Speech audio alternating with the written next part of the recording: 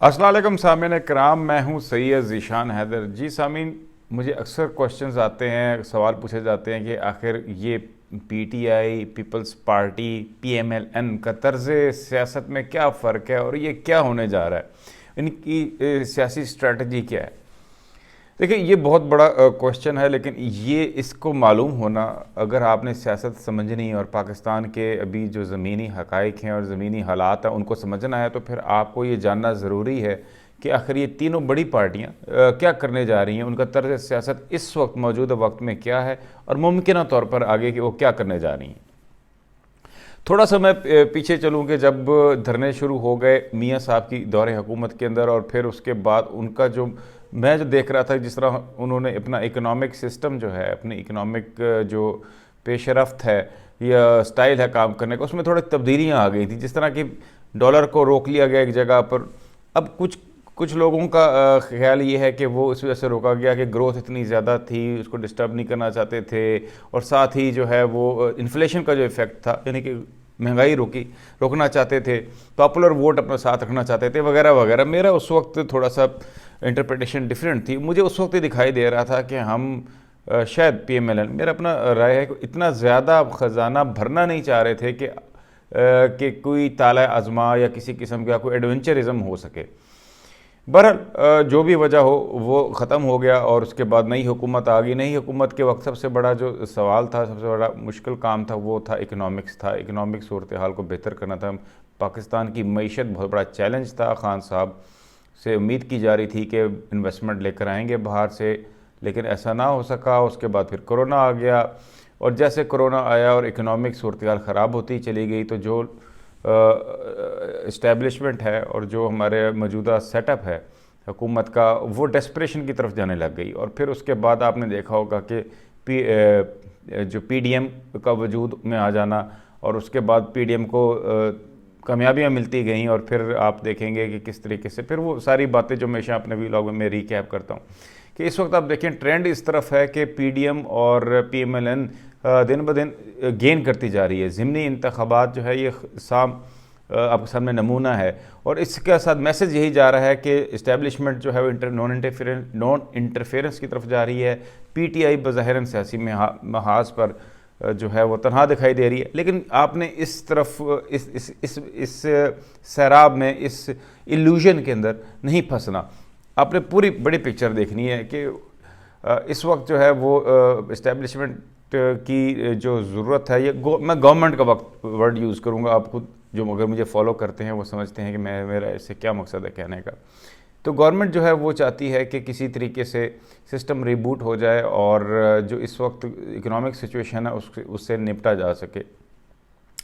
Economic situation اس وقت جو ڈائر ہے، اس کی وجہ یہ ہے کہ دیکھیں، یہ ڈیسپریشن کی میں پہلے بات کروں۔ ہماری اسٹیبلشمنٹ کی ڈیسپریشن اس وجہ سے ہے کہ ڈیفنس کے لیے آپ کو گاڑیوں کے لیے پیٹرول چاہیے، ڈیفنس کے لیے جو ٹینکس ہیں، گاڑیاں ہیں، جہاز ہیں، ان میں پیٹرول چاہیے، پیٹرول کے لیے پیسے لگتے ہیں، اور پھر اسلحہ چاہیے، اسلحے جو آپ نے خریدنا ہے اس کے لیے پیسے لگتے ہیں،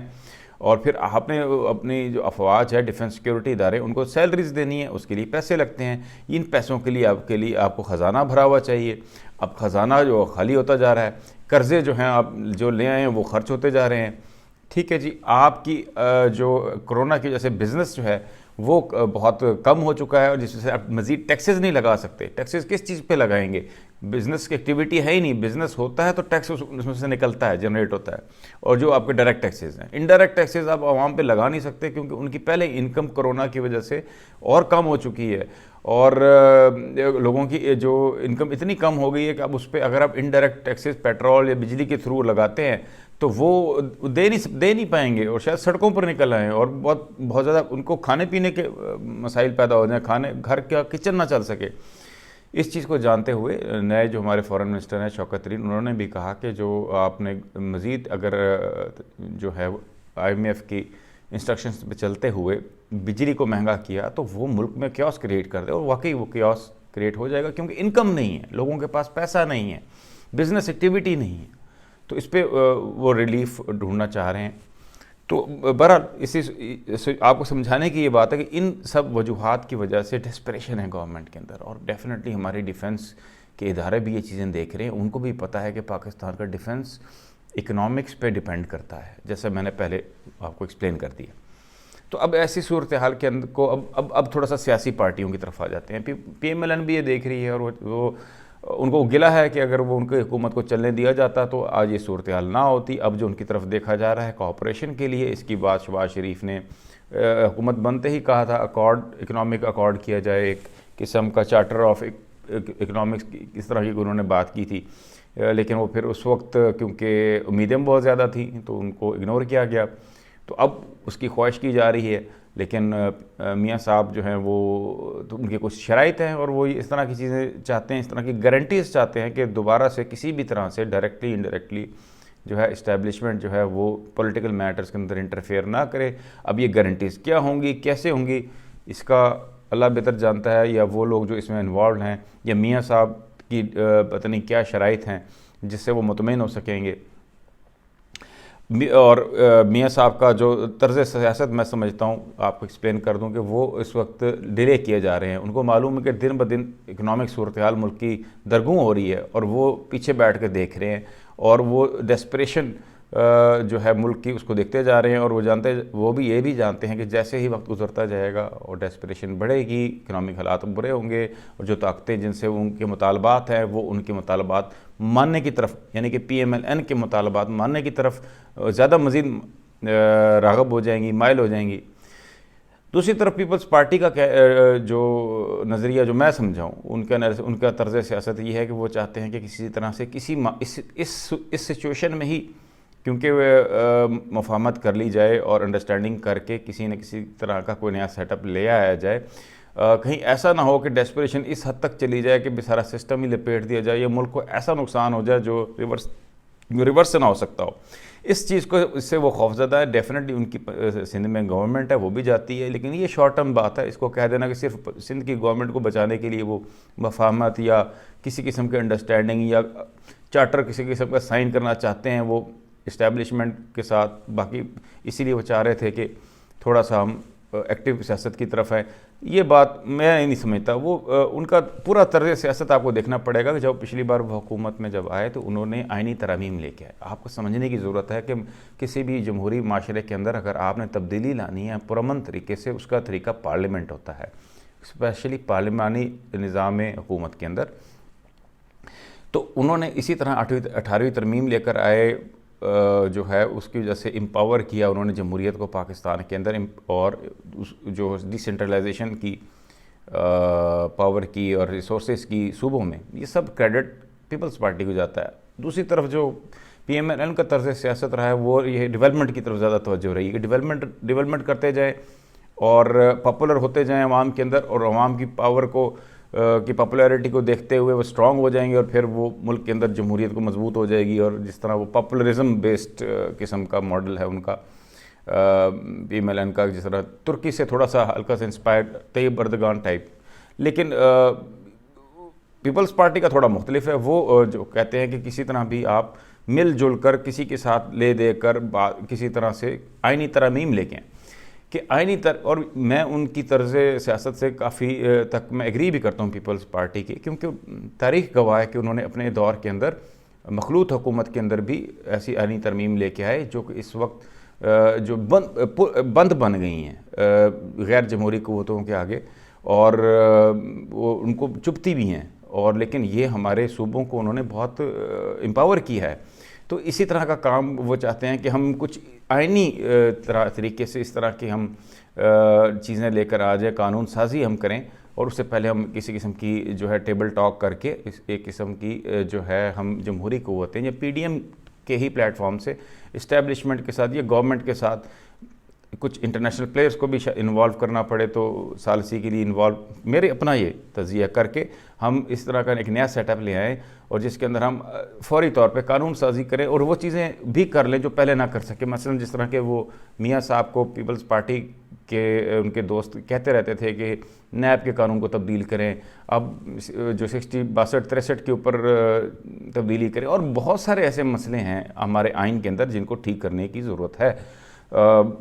اس کی لسٹ بہت طویل ہے جی. تو وہ سب چیزیں وہ کرنا چاہیں گے، اور وہ سمجھتے ہیں، پیپلز پارٹی کے جو سیاستدان سمجھتے ہیں کہ اس طرح آئینی اور قانونی تبدیلیوں سے آپ جمہوریت کو پاکستان میں مضبوط کر سکتے ہیں، اور صرف اس طرح سے ڈیلے کرنے سے خدا نخواستہ سسٹم لپٹ جائے، واپس سارا کچھ ہی ریبوٹ ہو جائے، اور پھر ایسے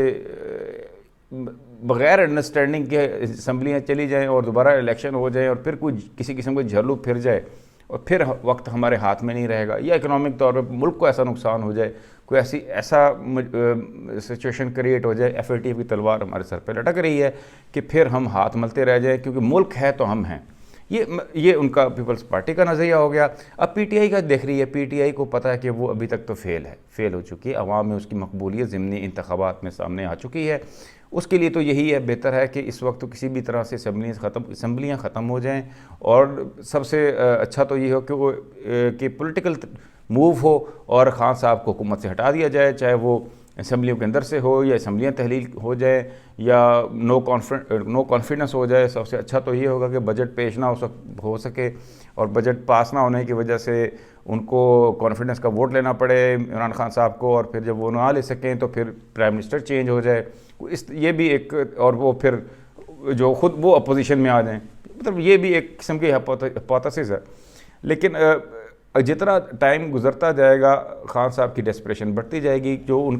کی خواہش ہوگی کہ اس وقت جو ہے سسٹم ریبوٹ ہو اور سسٹم دوبارہ تبدیل ہو جائے، دوبارہ الیکشنز ہو جائیں، اور وہ وہاں پر مظلوم بن کر سامنے آئیں تاکہ ان کے پاس کوئی ایک بیانیہ رہ جائے۔ اسی لیے وہ ہر معاملے کے اندر اس وقت جو ہے ایجیٹیشن کی طرف جا رہے ہیں، اور وہ ایسی چیزوں پہ بھی ڈٹ رہے ہیں کہ جس پہ ڈٹنا شاید مناسب نہ بھی ہو، صرف اسی لیے کہ ان کو کسی طریقے سے جو ہے وہ اریٹیٹ کرنے کی سیاست ہے، کہ اریٹیٹ کرنے جا رہے ہیں ان قوتوں کو جن کو اریٹیٹ کرنے سے ان کو لگتا ہے کہ ان کی حکومت سے ہاتھ وہ دھو بیٹھتے ہیں۔ جہانگیر ترین کے معاملے میں سٹینڈ لے لینا، فارن پالیسی میں انڈیا کے معاملے میں سٹینڈ لے لینا، یہ وہ چیزیں ہیں جو کہ اشارہ کرتی ہیں کہ یہ خان صاحب جو ہے اپنی جو ہے مدت حکومت جو ہے اس کو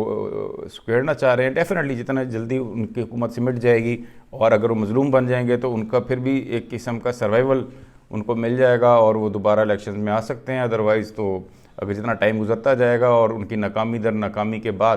وہ شاید پاکستان کے لیے رہنا بھی مشکل ہو جائے۔ تو بہرحال یہ تینوں میں نے اس وقت آپ کے لیے جو ہے کمپیریٹیو انالیسس کر دیا ہے، تینوں کی طرز سیاست کے بارے میں۔ پیپلز پارٹی فوری طور پہ چاہتی ہے کوئی نہ کوئی political settlement, PMLN wait and see کر رہی ہے اور مزید کمزور کرنا چاہ رہی ہے ان قوتوں کو جن سے ان کو کچھ گلے ہیں۔ PTI جو ہے وہ آب مجھے مار کے مصداق جو ہے وہ جلدی سے جلد معاملہ ختم کرنا چاہ رہی ہے، اسی لیے وہ ہر اس طرح کا کام کرے گی جو کنفرنٹیشن اور ایجیٹیشن کی طرف جائے گا اور میں نہ مانوں والی بات کرے گی۔